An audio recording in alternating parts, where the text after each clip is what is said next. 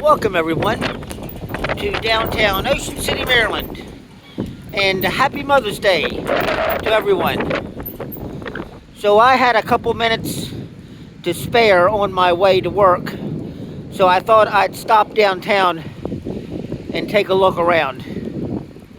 And the first casualty is the Shell gas station right on the corner of the Route 50 bridge, and it looks like its awning has been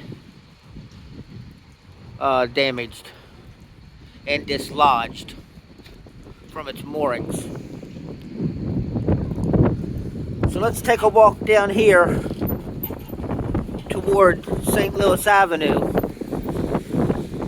And for those of you that are familiar with these kind of nor'easters, St. Louis is infamous for its street flooding. And it certainly appears already to have started. So high tide was a few hours ago, but it doesn't look like a whole lot of water has receded yet. I've got my chest waders on, so I should be able to safely walk down here as long as I don't trip on any debris in the road. That's a better idea. Let's get back up on the sidewalk, at least for now.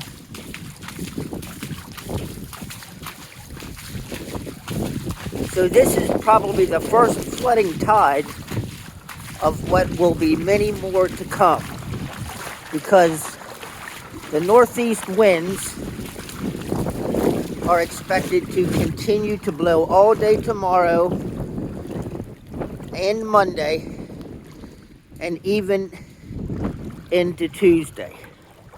So when this happens, it just compounds the problem, because the northeast wind will not allow to let all of the water go back out at low tide. And so it continues to get a little higher with each progressive high tide, as long as the wind keeps blowing from the northeast. And that's what's expected to happen. So this is going to be a pretty common sight for the next few days.